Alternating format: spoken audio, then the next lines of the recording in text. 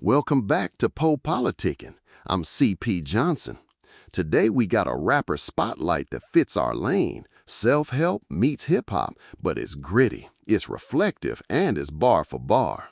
We're talking RJ Payne, Brooklyn-born, Philly-groomed, once known as Rain Man, a battle rap grinder who snagged MTV attention, a Def Jam touch, and then, years later, reinvented himself on social media and the independent circuit. This episode is about resilience, reinvention, and what it takes to turn pain into craft. Tasha, you've been watching his rollout for years. Let's start at the top. Who is RJ Payne to you?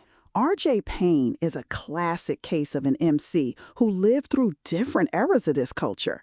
Born in Brooklyn, but made in Philly's battle scene as Rain Man, he carried that punchline first, battle-tested energy into every corner of his career. Yeah, that battle rap foundation, Rain Man, was early 2000s Philly, right? That era taught him to write setups and punches, to perform under pressure, to flip any topic into a bar. And like so many cats from that world, that craft translates outside the ring into hustling, surviving, thinking quick on your feet. Tasha, when he showed up on Making the Band 2 and won MTV's MC battle, that was mainstream exposure. How big was that moment? It was huge because it put a Philly battle MC on national TV. Being a finalist on Making the Band 2 and winning MTV's MC battle led to a Def Jam deal, so it's not small time. But the story after that is important. The deal was pivotal, but it didn't turn into a long commercial catalog. That gap, early spotlight, and then needing to rebuild says a lot about the industry and about his mental game. Right. The Def Jam period is kind of a touch point. He won the deal, but the mainstream rollout you expect didn't stick in a big way. That's a real test of mindset, how you cope when the world says you had a shot and it didn't go the way you thought. A lot of artists fold, or they blame the industry. RJ didn't disappear, he reinvented. By the late 2010s, he showed up as RJ Payne, not Rain Man, using Instagram to rebuild. Tell me about the IG era, Tasha. He launched the Murder in Less Than 60 Seconds series, short, dense freestyles made for scroll culture. Under a minute, but every line loaded. Those clips grabbed attention from veterans, Black Thought, Lord Jamar, names that don't hand out cosigns lightly. That move was strategic. He stopped waiting for labels and started creating the content that fit the platform and the audience. It's modern hustle. Exactly. Short-form content, relentless quality. It's a case study in adapting. Instead of asking for permission, he made his own stage. And those cosigns, they matter. Black Thought and Lord Jamar recognizing you. That's credentials in the lyricist world. It's like getting approval from the gatekeepers of craft. So he's back in the game, but not chasing pop. He doubled down on lyricism. Let's talk projects. The If Cocaine Could Talk series is a through line in his catalog. Break that down for us, Tasha. The If Cocaine Could Talk series, essential. There's a stack of installments. If Cocaine Could Talk 2 and 3 came out in 2020 under Educated Ignorance Music Group. Later entries, like the 2022 release and If Cocaine Could Talk 7, came through Beautiful Pain Entertainment. These are concept-heavy stories from the street, trauma, paranoia, survival instincts. The title itself signals he's trying to humanize and narrate the drug trade, not glamorize it. Yeah, big point there. He's documenting consequences, not just selling the lifestyle. And the conceptualism shows he's thinking like a storyteller. Then he's got his Leatherface mixtapes, horror imagery, brutal punchlines, so he can swing between cinematic narratives and straight lyrical slaughter. That range is impressive. One project is a morality play, another is a slasher bar session. Tasha, how do those two sides feed his identity? They show versatile. Leatherface taps the battle, aggressive, punchline heavy lane think slasher metaphors, kill the beat. If Cocaine Could Talk is more reflective, street narratives with costs attached. Together, they tell a fuller portrait. He's both the blades out lyricist and the storyteller who's reflecting on the aftermath. That duality keeps listeners engaged and signals he's not one note. Mm-hmm. And he's not just chasing nostalgia, though he does pay homage. I want to point out his homages to Big L and Prodigy. Those are clear nods to the golden era. That's study, not imitation. You learn from the greats to sharpen your own edge. Speaking of collabs, the Pac Energy single with Young Noble, that's meaningful, right? Very meaningful. Young Noble is Outlaws, Tupac's extended legacy. Pac Energy positions Payne within a lineage of socially aware, fearless rappers. On that track, Noble opens with gritty history, and Payne follows with a lyrical assault. He doesn't hide his hunger. It's a symbolic alignment with rebel energy in hip-hop. And then, fast forward to January 2026, he drops Bring It On with KNNG Crooked and Kuniva, produced by P.A. Dre. That's a big look, uniting MCs tied to the Shady Umbrella, Slaughterhouse, and D12. He said on social he's a big fan of that scene. That's almost full circle. MTV Def Jam kid grows into the independent curator, bringing lyricist vets into his orbit. You see the arc? Totally. It's the arc from early mainstream notice to underground respect and back to strategic big-name collaborations. Instead of chasing radio, he's earned a seat where he can call in the bar's first guests he respects. That's power. Let's dig into style and themes. Quick bullets for the listeners.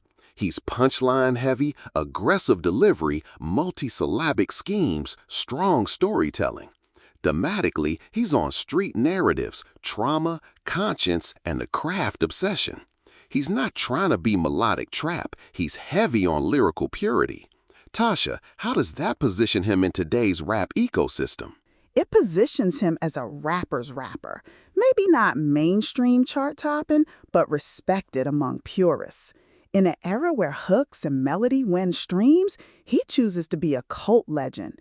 That's deliberate. He's crafting legacy, not chasing clout. Right, and that choice comes with trade-offs. Some will ask, is he too lyrical for mainstream? But he's chosen the long game, respect, catalog depth, legacy. Now, let's switch to business. What can indie artists learn from him? First, volume plus quality. He's prolific, multiple projects every year, big series, mixtapes, singles with veterans. In streaming, output keeps your name in rotation. Second, own your imprint. Educated Ignorance Music Group, later Beautiful Pain Entertainment, means creative control and better revenue share. Third, use platforms smartly. Short, viral freestyles on IG led to cosigns and opportunities. Yeah, those are lessons in discipline and strategy. Make the work, own the work, distribute smartly. And there's a PoPolitickin angle, mental toughness. He had early success, then had to rebuild. What does that teach about starting over, Tasha? It teaches humility and persistence. He had the MTV and Def Jam window, but he didn't let that define his ceiling. He reinvented with a new name, new content formats, and reclaimed agency. That's resilience, not one path, but staying adaptable and committed to craft. Perfect. And there's another moral beat, using art to process trauma. His If Cocaine Could Talk series is like therapy and warning. Turn the chaos into stories people can learn from. That's a self-help blueprint. Transform pain into purpose. Real deep. Let me throw some pushback. Does anybody accuse him of glamorizing street life with titles like If Cocaine Could Talk or Leatherface? Some might, on surface level, but the content tends to show the darker consequences: paranoia, addiction, loss. He frames it as cautionary or reflective rather than celebratory. That nuance matters, especially for listeners looking for authenticity over glam. Good point. Okay, Final segment, legacy and lessons. Quick rapid fire. What should listeners take away? I'll start. 1. Craft matters. 2. Control your narrative. 3. Resilience beats early fame when fame fades. Tasha?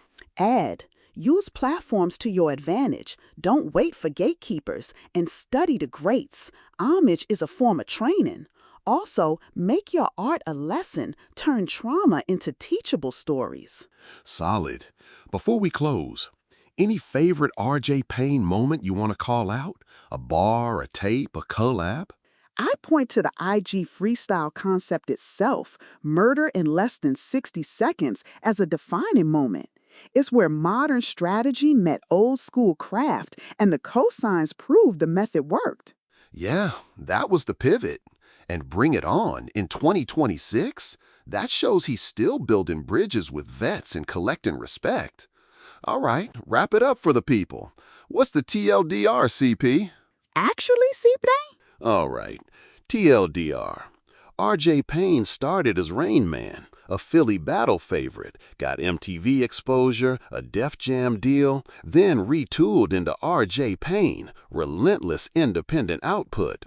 Concept tapes like If Cocaine Could Talk, Leatherface mixtapes, homages to Big L and Prodigy, viral IG freestyles that earned cosigns from Black Thought and Lord Jamar, collabs with Young Noble, and 2026's Bring It On with KXNG Crooked and Kuniva.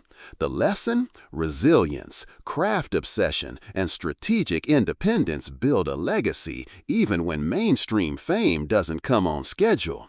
That's the PoPolitickin playbook. Powerful. If you're grinding, take notes. Make work, own work, study, and be ready to start over. That's how you become your own legend. Amen to that. Thanks, Tasha. This was deep. To the listeners, check RJ Payne's catalog, If Cocaine Could Talk series, Leatherface tapes, My Life is a Movie 1, and watch how an artist takes every setback and turns it into ammo. We'll be back with another spotlight. Stay gritty, stay focused, and keep building. Peace.